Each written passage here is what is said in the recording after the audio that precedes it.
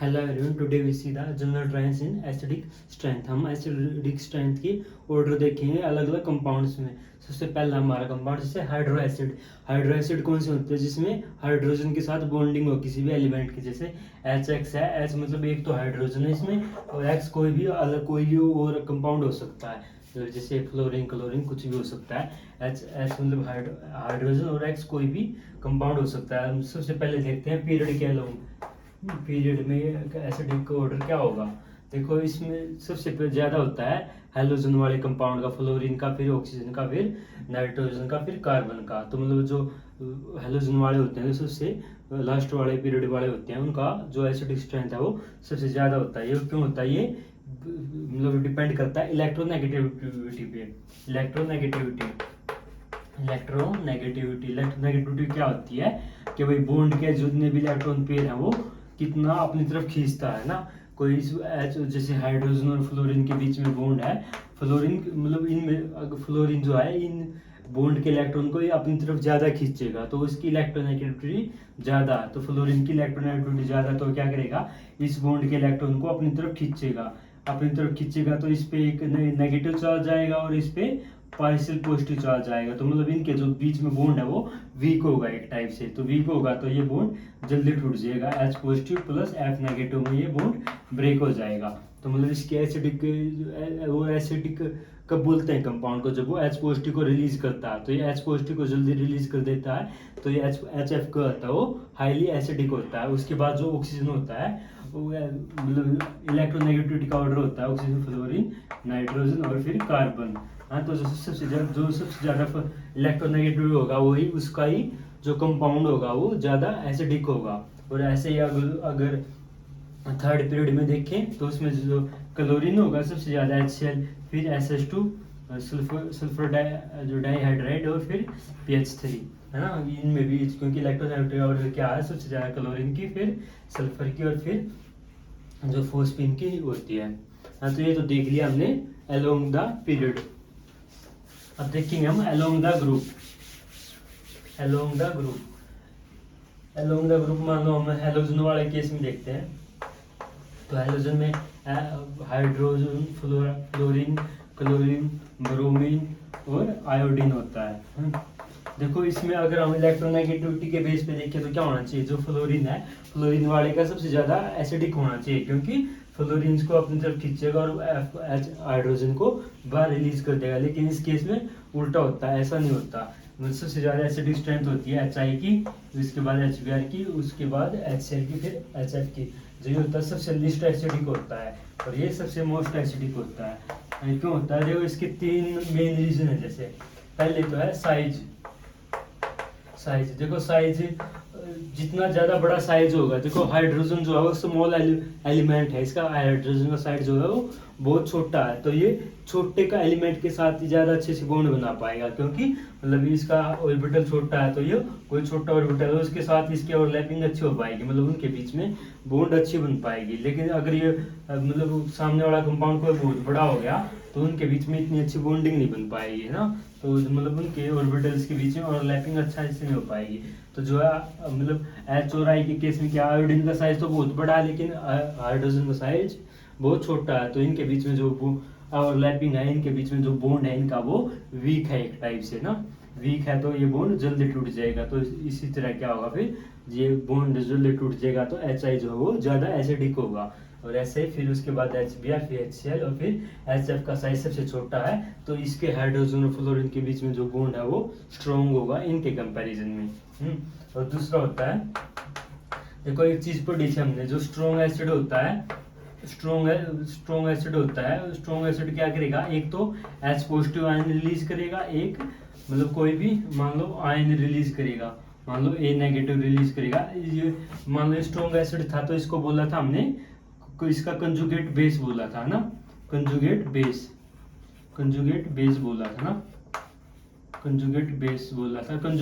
बोला था। और जितना ज्यादा स्ट्रॉन्ग एसिड था उसका कंजुगेट बेस उतना ही वीक था ना। जितना ज्यादा पीछे पढ़ा था हमने, जितना ज्यादा स्ट्रॉन्ग एसिड होगा उसका कंजुगेट बेस उतना ही वीक बेस होगा, है ना। वीक बेस होगा, तो वीक बेस हम कैसे देखेंगे? जैसे वीक बेस कैसे देखेंगे? A नेगेटिव है तो मतलब जो यहाँ पे जो मतलब मान लो जैसे HI के केस में देखें हम, जैसे HI के केस में देखें, HI के केस में क्या हो रहा है, इसने एक H पॉजिटिव रिलीज किया और एक प्लस बना दिया I माइनस। ये तो है स्ट्रॉन्ग एसिड मान लो, और ये है वीक बेस है। ये वीक बेस क्यों है, देखो अगर ये स्ट्रॉन्ग बेस होता, अगर ये स्ट्रॉन्ग बेस होगा तो ये क्या करेगा, इस हाइड्रोजन को दोबारा मतलब अपने अंदर कंबाइन करके वापस चला जाएगा, अगर ये स्ट्रॉन्ग बेस होगा। अगर वीक बेस होगा तो वो मतलब इसी फॉर्म में रहेगा, I माइनस की फॉर्म में रहेगा है। तो वीक बेस की फॉर्म में कब रहेगा वो, मतलब I माइनस की फॉर्म में कब रहेगा, जब जो I माइनस बना है ये स्ट्रॉन्ग हो, मतलब स्टेबल हो। जब I नेगेटिव जो स्टेबल, अगर I नेगेटिव स्टेबल होगा तो ये I नेगेटिव की फॉर्म में रहना चाहेगा, I नेगेटिव की फॉर्म में रहेगा तो ये वीक बेस रहेगा।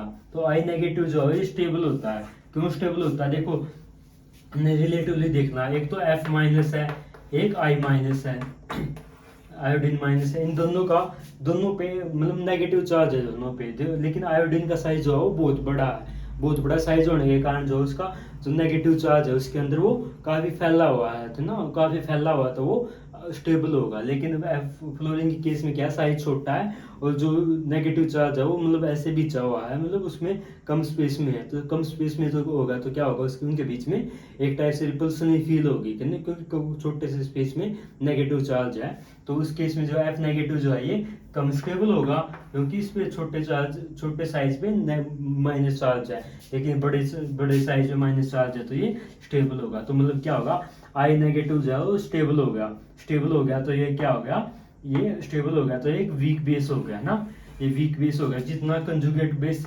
जितना ज्यादा वीक होगा उतना ये एसिड है जो उसका वो स्ट्रॉन्ग एसिड होगा ना।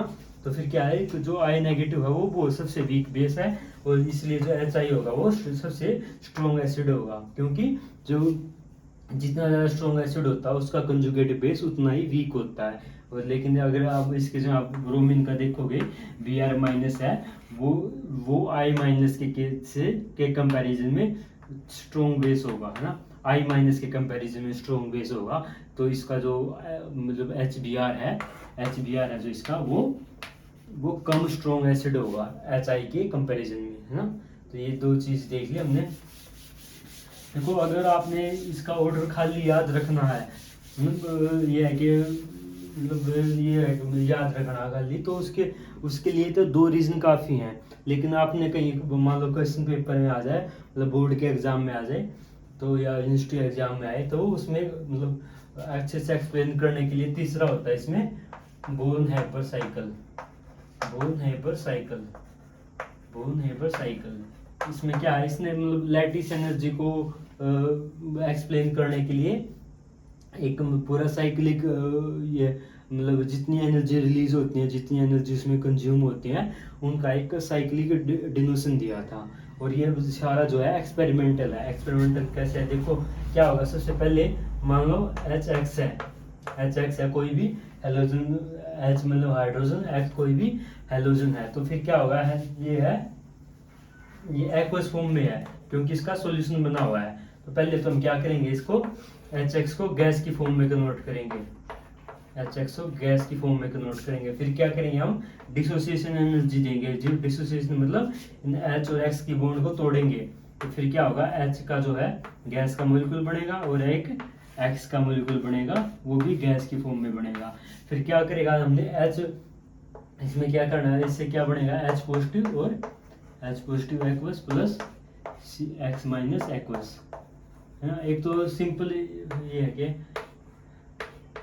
इसमें ये मेनली हम ये दिखाते हैं कि भाई जो एनर्जी होती है वो कंजर्व होती है, वो इस टाइप की फॉर्म होती है। मान लो एक तो पहले एक रिएक्शन हो रही है सीधी HX से H पॉजिटिव और X माइनस एक्वस बन रहे हैं, उसमें डेल्टा H एनर्जी जो है वो हमें देनी पड़ रही है। तो ये डेल्टा H एनर्जी कौन सी है, उसी प्रोसेस को हम इधर से लेके आ रहे हैं, मतलब क्या कौन सी प्रोसेस उसके बीच में होंगे ना। तो पहले तो क्या हो गया, HX का मतलब इसको लिक्विड को गैस में कन्वर्ट किया हमने, फिर इसको डिसोसिएशन एनर्जी दी, फिर HG में कन्वर्ट हो गया। फिर क्या करना पड़ा, H पॉजिटिव की फॉर्म में लेके आना, तो एक इलेक्ट्रॉन हमने निकालना पड़ेगा, तो मतलब इसमें आयनाइजेशन एनर्जी देनी पड़ेगी। तो फिर क्या होगा, H पॉजिटिव गैस की फॉर्म में होगा, फिर H पॉजिटिव गैस की फॉर्म में होगा तो इसमें हमने फिर इसके हाइड्रेशन एनर्जी देनी पड़ेगी, डेल्टा H हाइड्रेशन। हाइड्रेशन मतलब क्यों? क्योंकि ये तो गैस की फॉर्म में है और हमने यहाँ पे एक्वस फॉर्म में लेके आना है। एक्वस फॉर्म में लेके आना तो क्या करना पड़ेगा, इसको वाटर में डिजोल्व करना पड़ेगा, मतलब इसको वाटर के साथ रिएक्शन करानी पड़ेगी। और जब भी इसकी वाटर के साथ किसी भी कंपाउंड की रिएक्शन होती है तो एनर्जी रिलीज होती है, तो उसको बोलते हैं हाइड्रेशन एनर्जी। तो H पॉजिटिव से H पॉजिटिव गैस से ये जाएगा इसमें H पॉजिटिव एक्वस में, तो ये होगी हाइड्रेशन एनर्जी।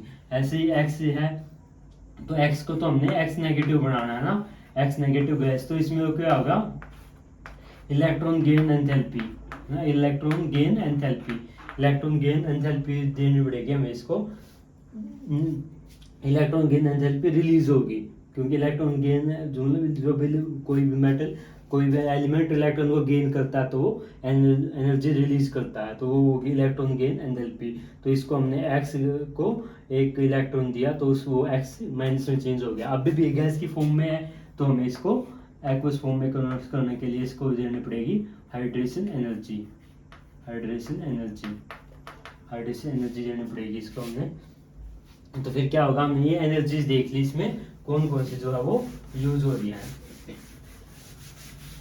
तो अब देखो जो ये तो हमने इसके यहाँ से यहाँ तक आने के दो पाथ है। एक तो हमने सीधा ये रिएक्शन के थ्रू आ रहे हैं, एक हम जो वेरियस प्रोसेस है वो करके आ रहे हैं। इसको मान लो बोल देते हैं हीट ऑफ वेपराइजेशन बोल देते हैं, हीट ऑफ वेपराइजेशन। तो मतलब एक तो ये एनर्जी सारे रिलीज हो रही है, और एक डायरेक्ट हमने हीट ऑफ रिएक्शन लिख दिया डेल्टा एच। तो मतलब ये डेल्टा एच जो है वो इन सब का मतलब सम होगा जो, क्योंकि ये भी एक तो सीधा इससे आ सकते हैं कि इस पूरे प्रोसेस से आ सकते हैं। और एनर्जी जो होती है वो स्टेट फंक्शन होता है, वो इस पर डिपेंड करता है कि भाई फाइनल स्टेट कहाँ पे पहुंची है ना, वो इस पे डिपेंड करती है फाइनल स्टेट कहाँ पे पहुंची, ये इस पे नहीं डिपेंड करती कि रिएक्शन कहाँ कहाँ से होके आई, मतलब पाथ पे डिपेंड नहीं करती, पाथ फंक्शन नहीं होती, स्टेट फंक्शन होती है। तो मतलब खाली उस स्टेट पे डिपेंड करते हैं कि आखिर में कहाँ पे पहुंचे, कहीं से घूम के पहुंचे हो तो एनर्जी वो सेम ही रहेगी। तो मतलब ये डेल्टा एच जो है वो, डेल्टा एच किसके इक्वल होगा, डेल्टा एच वेपराइजेशन, क्योंकि ये वेपराइजेशन दिया था। फिर डिसोसिएशन एनर्जी मान लो उसको डी की फॉर्म में लिख दिया। फिर उसके बाद आयनाइजेशन एनर्जी है, उसके बाद कौन सा थी, electron gain enthalpy, electron gain enthalpy. फिर उसके बाद कौन सी थी, दो दी थी हमने hydration energy, delta H hydration, hydration आप पूरा लिख लेना इसको। तो मतलब ये है जो डेल्टा एच जो मतलब इन सारे फॉर्म की एनर्जी का सम होगा है। तो फिर क्या हमने ये चीज़ हमने एक्सपेरिमेंटली मेजर किया कि भाई एनर्जी कितनी रिलीज होगी या कितनी हमने दी होगी। हाँ, तो ये सारा जो एक्सपेरिमेंट है वो एक्सपेरिमेंटल वैल्यू है इनकी। तो फिर क्या होता है जो डेल्टा, इनमें से एक और बात होती है कि जो इलेक्ट्रॉन गेन एंथैल्पी है और हाइड्रेशन एनर्जी है, ये दोनों होती है नेगेटिव की फॉर्म में, ये दोनों होते हैं नेगेटिव और सारी होती हैं पॉजिटिव। पॉजिटिव का मतलब क्या होता है, हमें एनर्जी बाहर से देनी पड़ी है, जो पॉजिटिव एनर्जी है वो हमें देनी पड़ी है, नेगेटिव एनर्जी जो है वो हमें मतलब हमें मिल रही है वो एनर्जी है ना। देखो अगर कोई रिएक्शन स्पॉन्टेनियस है, मतलब कोई रिएक्शन अच्छे से हो रही है तो उस केस में क्या होगा, जो एनर्जी है वो रिएक्शन खुद हमें देगी है ना। लेकिन किसी रिएक्शन को अगर फोर्सफुली कराना पड़ेगा तो उसको हमें रिएक्शन एनर्जी जो है बाहर से देनी पड़ेगी। तो मतलब उसके केस में जब एनर्जी हमें बाहर से देनी पड़ेगी तो प्रोसेस अनस्टेबल होगा, तो उसमें डेल्टा एच की वैल्यू होगी पॉजिटिव। लेकिन अगर कोई रिएक्शन खुद से हो रही है, कोई रिएक्शन स्टेबल है, तो उसमें होगी डेल्टा एच की वैल्यू होगी नेगेटिव। तो इसकी जो डेल्टा एच होता है वो नेगेटिव निकल के आता है इसका। सभी जो भी जितने भी हैलोजन थे ना, HF, HCl जितने भी थे, इन चारों के लिए जो डेल्टा एच है वो नेगेटिव निकल के आता है ना। डेल्टा एच जो है नेगेटिव निकल के आता है। तो फिर जिसका जितना ज़्यादा नेगेटिव होगा, जितना ज़्यादा नेगेटिव मतलब जिसमें जितनी ज़्यादा एनर्जी रिलीज होगी वो रिएक्शन उतनी ही स्टेबल होगी, मतलब वो कंपाउंड उतना ही एसिडिक होगा है ना। तो जैसे H positive plus X minus, जिसमें जितनी एनर्जी ज़्यादा रिलीज होगी उतना इस रिएक्शन के होने के चांस ज़्यादा है। तो मतलब उतना H पॉजिटिव निकलने के चांस ज़्यादा है, तो मतलब उतना ही उसके एसिडिक होने के चांस ज़्यादा है। तो फिर क्या होगा, तो इन सब के केस में जो मतलब सारों केस में डेल्टा एच नेगेटिव होती है। लेकिन इसमें भी एक एक्सेप्शन क्या हो जाता है कि डेल्टा एच जो HBr वाली होती है ना, वो सबसे ज़्यादा नेगेटिव होती है। तो इसके हिसाब से क्या हो जाता है कि जो HBr है वो सबसे ज़्यादा एसिडिक होना चाहिए, लेकिन एक्चुअल में होता कौन सा है, HI है। तो HI के केस में एक कंसेप्ट आता है कि एंट्रोपी चेंज का, एंट्रोपी चेंज। तो इसमें क्या होता है कि इसमें ये बोलता है कि जब आयनाइजेशन होता है, तो मतलब आयनाइजेशन होता है जब मतलब आयनाइजेशन मतलब जब ये आयंस में टूटता है, आयनाइजेशन मतलब H पॉजिटिव बनता है जब, तो उस केस में जो है एंट्रोपी रिलीज होती है। एंट्रोपी मतलब एंट्रोपी इंक्रीज होती है, एंट्रोपी इंक्रीज होती है। तो एक ये रूल होता है कि अगर जिस रिएक्शन में एंट्रोपी ज़्यादा चेंज होगी वो रिएक्शन उतनी ही स्टेबल हो जाती है। लेकिन क्योंकि क्या जो डेल्टा H है वो वैसे तो HBr का नेगेटिव होता है, लेकिन जो HI के केस में जो आयनाइजेशन वाली प्रोसेस होती है उसमें जो है एंट्रोपी रिलीज होती है। तो एंट्रोपी की वजह से जो है HI वाला जो है वो सबसे ज़्यादा एसिडिक हो जाता है। तो फिर सबसे ज़्यादा HI, फिर HBr और फिर HCl और फिर HF। तो ये वाला ऑर्डर निकल के आता है।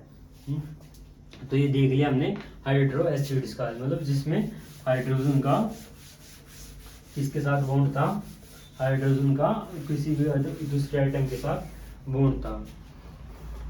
और हम अगला देखेंगे, अगला देखते हैं oxo acids. Oxo acids, oxo acid मतलब जिसमें ऑक्सीजन एटम हो, जैसे ZOH की फॉर्म में हो जितनी भी हैं, तो ZOH की फॉर्म में होंगे तो फिर क्या, तो जो इनकी एसिडिटी डिपेंड करेगी, एसिडिटी इनकी कैसे होगी, जो ये वाला है ऑक्सीजन के साथ जो हाइड्रोजन अटैच है ये बाहर निकल जाए, है ना। तो ये जब बाहर निकल जाए तो मतलब क्या बन जाए, ZO negative plus H positive. तो ये वाली रिएक्शन से ये एसिडिक होगा। तो ये एसिडिटी किस पे डिपेंड करती है, Z पे डिपेंड करता है कि Z का साइज कितना है, इलेक्ट्रोनेगेटिविटी कितनी है ना, इसके Z पे डिपेंड करती है ये। तो इनके हम कुछ ऑर्डर्स देखते हैं, जैसे सबसे पहला है, सबसे पहला है जैसे मेनली इलेक्ट्रोनेगेटिविटी पे डिपेंड करती है ये। और इसका जैसे ऑर्डर देखें तो HClO है, HClO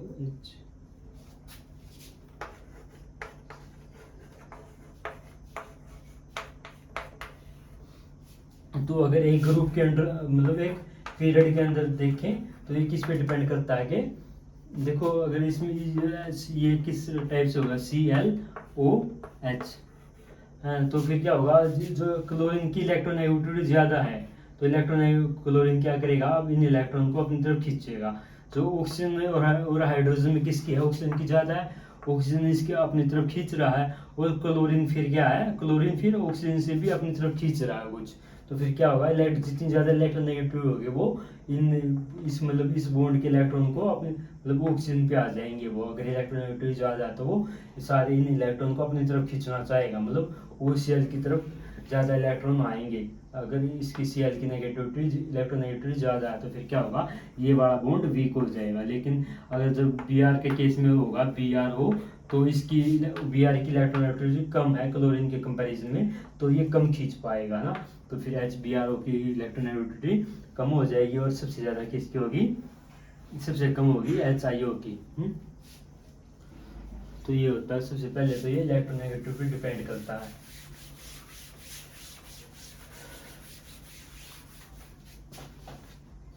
होता है फिर ये डिपेंड करता है ऑक्सीडेशन स्टेट पे, ऑक्सीडेशन स्टेट पे, जैसे HClO, HClO2,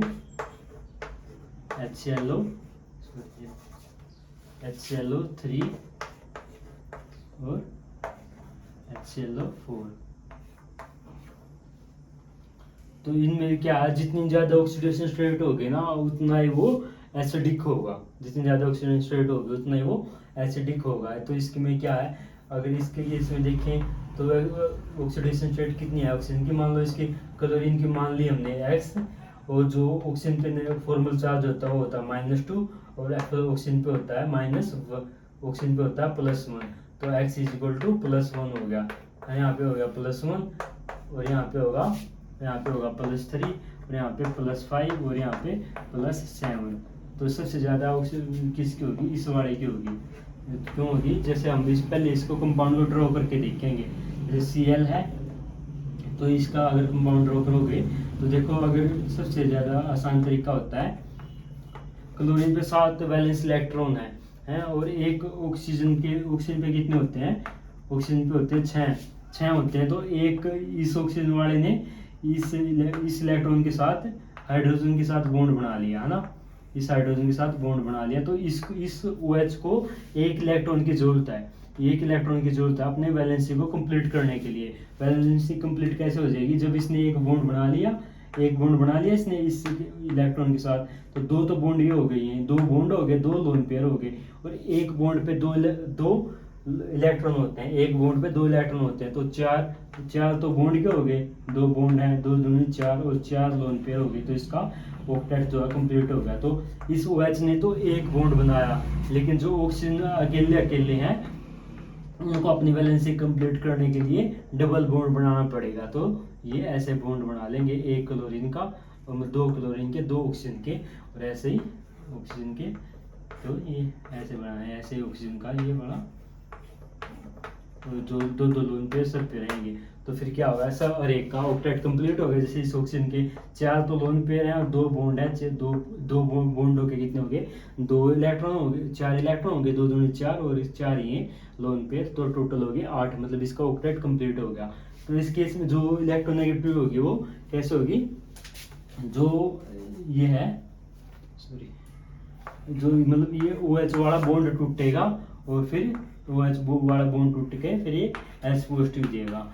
तो फिर ये कैसे होगा, जो क्लोरीन के साथ ऑक्सीजन अटैच है, ऑक्सीजन क्या है, इलेक्ट्रोनेगेटिव एटम है। तो फिर क्या, क्लोरीन तो अपनी तरफ खींच ही रहा है, और तो फिर क्लोरीन के साथ ऑक्सीजन है, फिर ऑक्सीजन इनको अपनी तरफ खींच रहा है ना, ऑक्सीजन अपनी तरफ खींच रहा है मतलब इलेक्ट्रॉन को।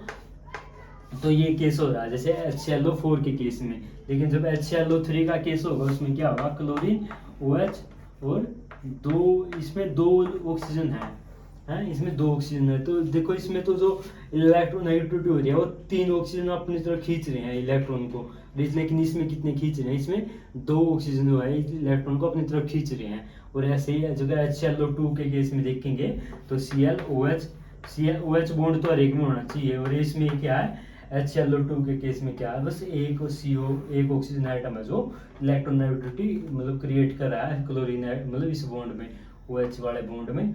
तो फिर क्या है, इसमें तो ज़्यादा इलेक्ट्रोनेगेटिव होने के कारण ये बॉन्ड जल्दी टूटेगा, और HClO5 की फिर HClO5 की फिर HClO2 फिर HClO। ठीक है, तो मतलब इसमें जो है इलेक्ट्रोनेगेटिव ज़्यादा क्रिएट कर देते हैं 3 ऑक्सीजन आइटम, इसमें 2 ही ऑक्सीजन आइटम बन पाते हैं। इसी वजह से जो क्या है, ये मतलब सबसे ज़्यादा एसिडिक ऑर्डर होता है HClO4 का। और अगर इसका दूसरा एस्पेक्ट देखें हम, उसका कैसे देखेंगे कि वही वाला कि जितना ज़्यादा स्ट्रॉन्ग एसिड होगा वो उसका जो कंजुगेट बेस होगा वो उतना ही वीक बेस होगा, है ना, उतना ही वो वीक बेस होगा। वीक बेस कब होगा, जब ये A- मतलब एनाइन बना वो स्टेबल होगा ना, A- जो बना वो स्टेबल होगा। तो वो हो गया, जितना ज़्यादा जो मतलब एनाइन बना अगर H पॉजिटिव डोनेट करने के बाद जितना ज़्यादा वो एनाइन स्टेबल होगा उतना ही वो वीक बेस होगा, जितना ज़्यादा वो वीक बेस होगा उतना ही एसिड जो होगा वो स्ट्रॉन्ग होगा। तो फिर अगर इनका वो देखिए हम जो मतलब कंजुगेट बेस क्या बनेगा, तो इसे H पॉजिटिव दे देगा, ये H पॉजिटिव रिलीज होने के बाद क्या बनेगा, ClO4- ऐसे इसके केस में बनेगा ClO3- ऐसे इसके केस में ClO2- ऐसे इसके केस में ClO ना। तो इस केस में क्या है, Cl है, Cl मतलब 3 तो डबल बॉन्ड है और एक ऑक्सीजन O- है। तो फिर ये वाला है इसका, ये ClO4- में इसमें क्या होगा, ये कंजुगेशन हो मतलब रेजोनेंस स्ट्रक्चर बनेगा इसका, ये लोन पेयर इधर आया और ये इधर आ गया। तो फिर क्या बनेगा, Cl इधर इस वाले पे नेगेटिव चार्ज आ गया, ये वाला पॉजिटिव हो गया, और ऐसे ही वो पॉजिटिव और ये और ये मतलब ऐसे हो गया, ये मतलब इस टाइप के रेजोनेटिंग स्ट्रक्चर बन गए। तो इस हिसाब से देखिए इसमें कितने रेजोनेटिंग स्ट्रक्चर बन सकते हैं। पहले इस पे आया, फिर इस पे आएगा नेगेटिव चार्ज, फिर इस पे नेगेटिव चार्ज आएगा। तो ऐसे देखें तो इसके 4 जो है रेजोनेटिंग स्ट्रक्चर बन सकते हैं। लेकिन ClO3 के कितने बनेंगे? ClO3 के बनेंगे, देखो कितने बनेंगे, O माइनस है और इस पे 2 नेगेटिव चार्ज। तो मतलब एक तो इस पे है, फिर एक इस पे आ सकता है नेगेटिव चार्ज, एक इस पे आ सकता है। तो फिर क्या इसके बनेंगे 3 हैं, और इसके वैसे ClO2 के बनेंगे 2 रेजोनेटिंग स्ट्रक्चर बनेंगे, और ClO माइनस का तो एक ही बनेगा क्योंकि ऑक्सीजन आइटम एक ही है। तो फिर क्या ये हमने पता होता है कि जितनी ज़्यादा रेजोनेटिंग स्ट्रक्चर बनते हैं वो कंपाउंड उतना ही ज़्यादा स्टेबल होता है। तो ClO4 माइनस के रेजोनेटिंग स्ट्रक्चर कितने बने हैं? 4 बन रहे हैं, मतलब सबसे ज़्यादा बन रहे हैं। तो ClO4 माइनस है जो बहुत ज़्यादा स्टेबल है, बहुत ज़्यादा स्टेबल है। तो वो क्या वो बोलेंगे, उसका जो कंजुगेट बेस है वो स्टेबल है। तो कंजुगेट बेस स्टेबल है तो क्या बोलेंगे उसको? वीक बेस है। वो वीक बेस है तो जो इसका एसिड है वो स्ट्रॉन्ग एसिड है। तो इस केस में हम ऐसे इस वे से बोल सकते हैं कि HClO4 के केस में सबसे ज़्यादा कौन सा होगा? HClO4। फिर जो दूसरे हमने लिखे हैं। फिर अगला हमने देखते हैं, अगला जो ऐसे होता है H3PO2 H3PO4 H3PO3 और H3PO4।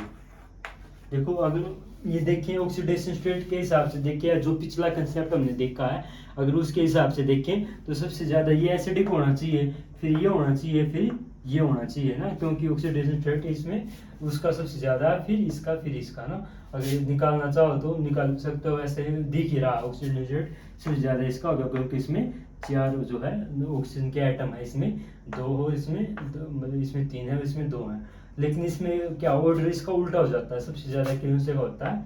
इसका होता है, फिर इसका है, ये ऑर्डर होता है इसका। इसका देख लेते हैं जो मांगे, इसका H3PO3 जो होता है H3PO2। अगर इसको ड्रॉ करेंगे हम तो ये होगा P।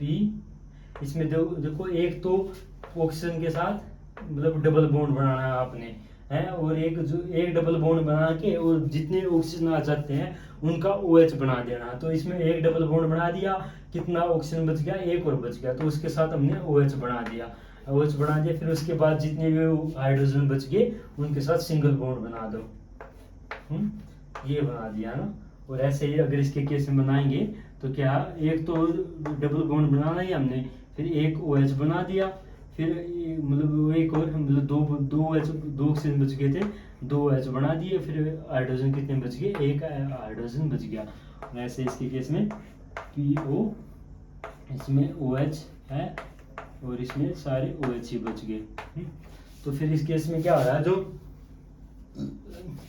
हमने देखा था ना, जो हाइड्रो एसिड है मतलब ये ZOH की फॉर्म में है, तो मतलब जो OH के साथ हाइड्रोजन अटैच है वही जो एसिडिटी शो करेगा। तो मतलब जो pH के साथ अटैच है वो ये वाले हाइड्रोजन एसिडिक नहीं होंगे, लेकिन जो OH के साथ हाइड्रोजन अटैच है वो वाला हाइड्रोजन जो है वो एसिडिक होगा। तो फिर ये वाला हाइड्रोजन एसिडिक है। और तो ये क्यों नहीं होंगे? क्योंकि मतलब फॉस्फोरस का इलेक्ट्रोनेगेटिविटी ऑक्सीजन के कंपैरिजन में इतनी नहीं है कि वो मतलब इस नेगेटिव चार्ज को बियर कर पाए ना। और ये मतलब हाइड्राइड जो होते हैं वो खाली जो मतलब हैलोजन के साथ ही मतलब इतने अच्छे एसिड होते हैं, लेकिन अगर इनके साथ देखो, फॉस्फोरस के साथ देखो, तो ये वाला एसिडिक हाइड्रोजन नहीं होता। जो ऑक्सीजन के साथ अटैच है वही वाला एसिडिक हाइड्रोजन होता है। तो इस केस में तो कितने OH हैं? एक OH है। इस केस में कितने हैं? 2 OH हैं। और इस केस में कितने हैं? 3 OH हैं, है?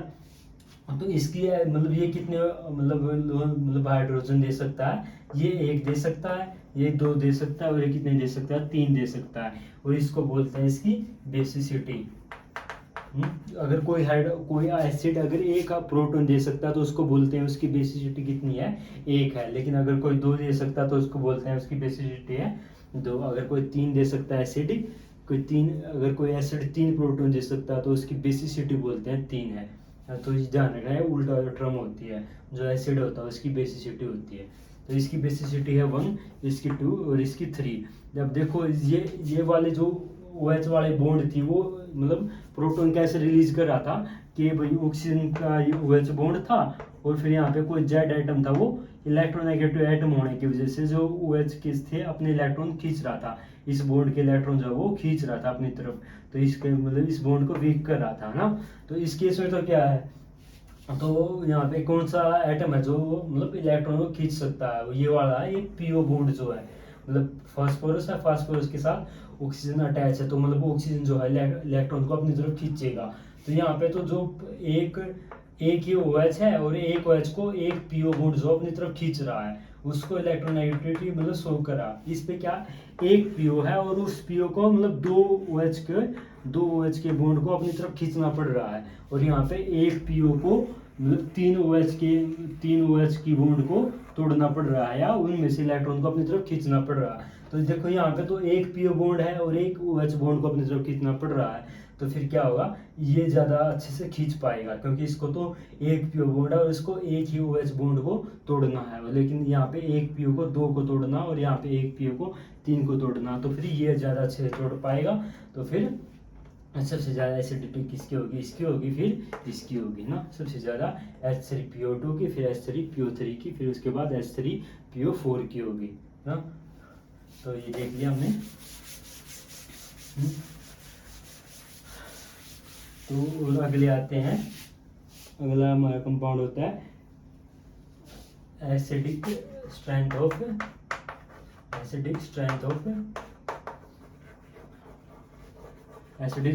हाइड्रेटेड कंपाउंड कंपाउंड भी पूरा लिख लेना, कंपाउंड है acidic strength of hydrated compound. Hydrated मतलब कोई भी अगर हम आयन वाटर में डालते हैं तो वो उसके साथ कॉम्प्लेक्स बना लेता है, मतलब वाटर उसको मतलब उसको सराउंड कर लेता है, तो उसको बोलते हैं, उसका मतलब हाइड्रेशन हो गया। जैसे Fe3 है उसको हम अगर वाटर में डाल देंगे, मतलब Fe3 मतलब उसका कोई भी आयरन का साल्ट है जिसमें आयरन की ऑक्सीजन स्टेट +3 है, अगर उसको इसमें डाल देंगे तो ये कंपाउंड बना लेगा FeH2O6 और 3 पॉजिटिव, तो ये वाला कंपाउंड बना लेगा।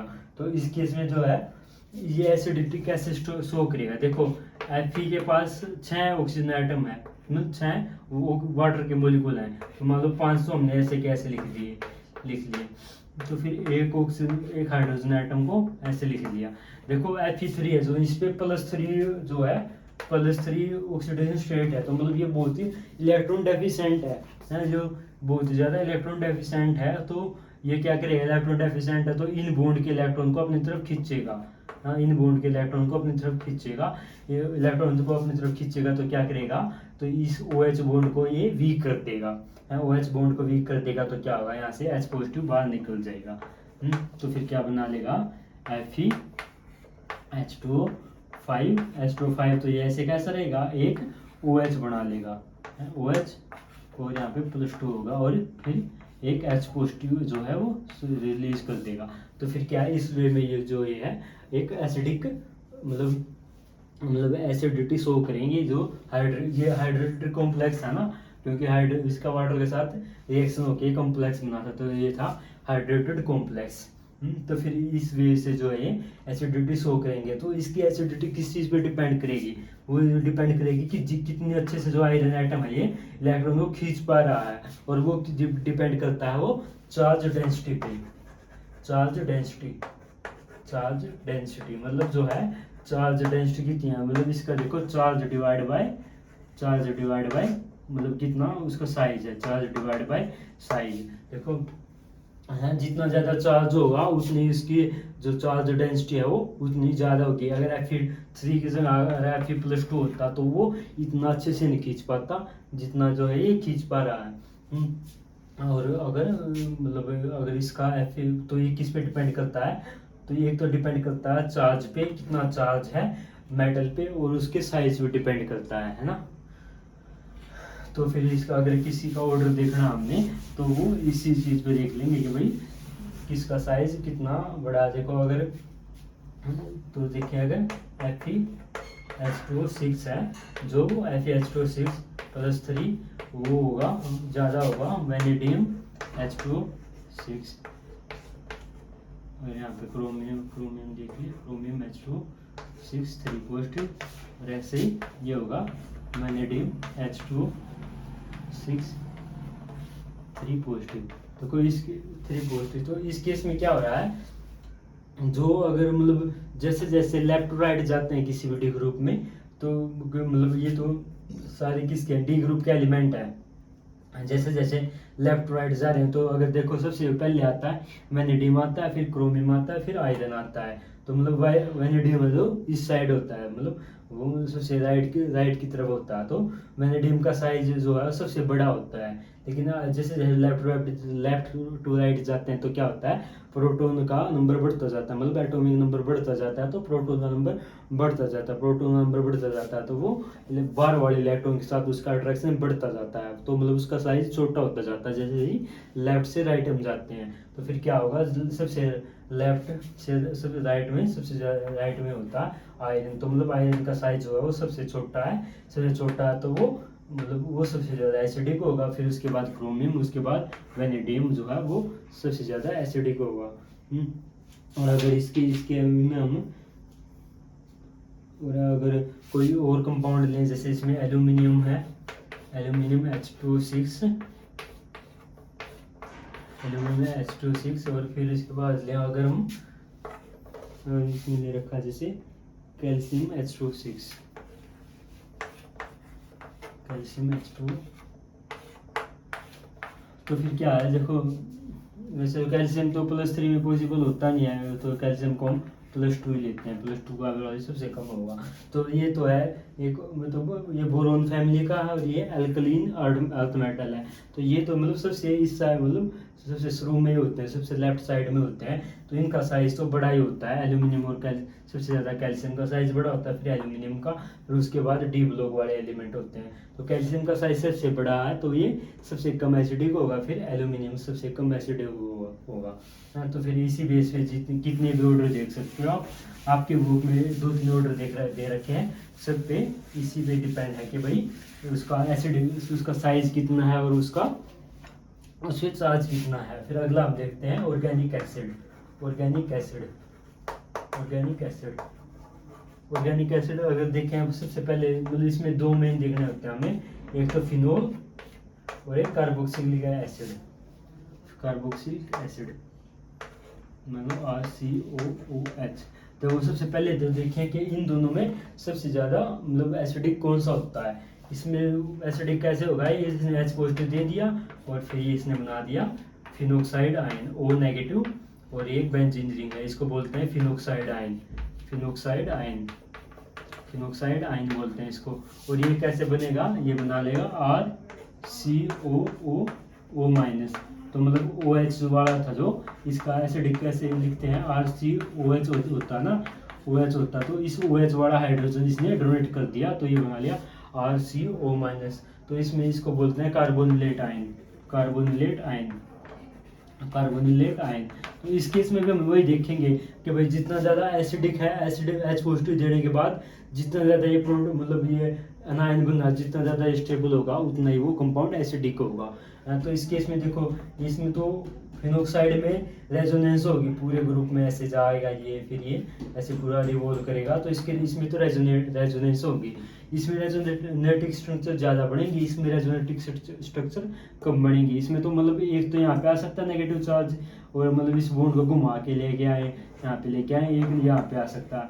लेकिन इस केस में क्या है, तो मतलब इस केस में जो है मतलब दोनों जो मतलब इसमें ले लेते हैं, जो दोनों रेजोनेटिव स्ट्रक्चर बने हैं वो बिल्कुल इक्विवेलेंट है ना, बिल्कुल इक्विवेलेंट है, मतलब RCO- फिर बन गया एक, बन गया O।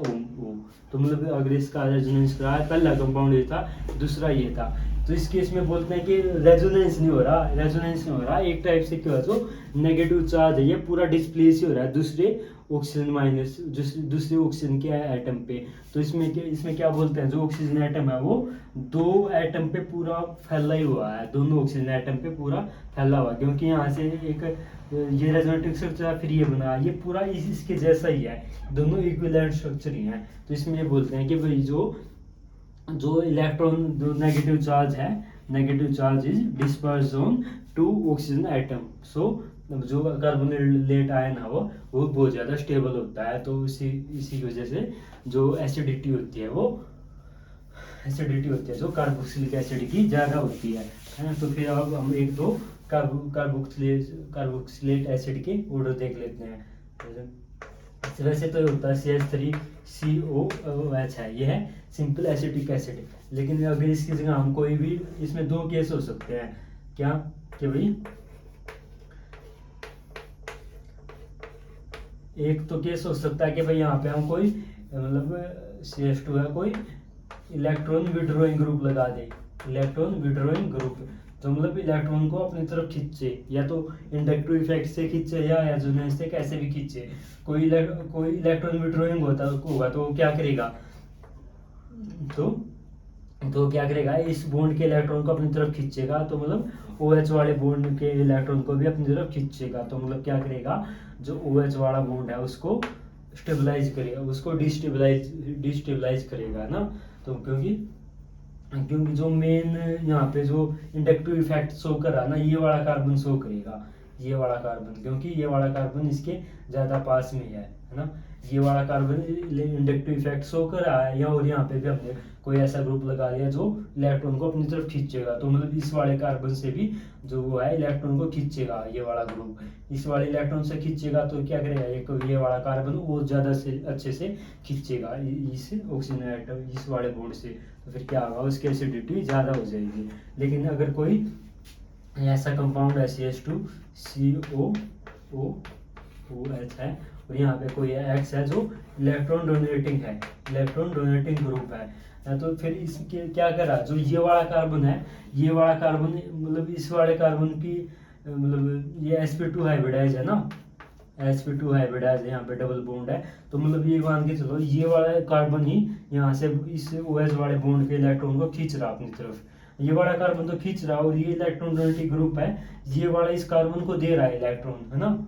ये जो इसको इलेक्ट्रॉन चाहिए थे इस वाले कार्बन को, तो वो इधर से खींच रहा था, लेकिन इधर वाला क्या इस कार्बन को दे रहा, तो जो इसकी खींचने की टेंडेंसी थी उधर से जो इतना खींच रहा था उतना ज़्यादा नहीं खींच पाएगा, वो उतना ज़्यादा नहीं खींचेगा, क्योंकि इसको ऑलरेडी इलेक्ट्रॉन यहाँ से मिल रहे हैं, है ना।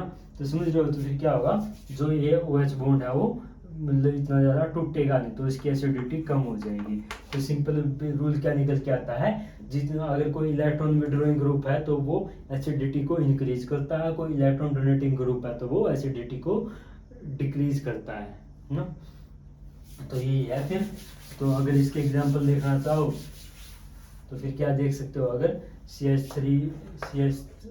एक तो CH3COH है, फिर एक है मान लो CH2 है, और एक Cl लगा दिया हमने, COOH ग्रुप लगा दिया, और अगर हमने एक लगा दिया CH2COOH, एक लगा दिया CCl3COOH, तो फिर क्या कार्बन क्लोरीन जो है वो इलेक्ट्रोनेगेटिव एटम है, तो वो क्या करेगा, इलेक्ट्रॉन मतलब इस वाले कार्बन से इस वाले कार्बन से जो है इलेक्ट्रॉन को अपनी तरफ खींचेगा, तो इस कार्बन को ज़्यादा इलेक्ट्रोनेगेटिव बनाएगा, तो ये वाला कार्बन इस OH बॉन्ड से इलेक्ट्रॉन को ज़्यादा अपनी तरफ खींचेगा।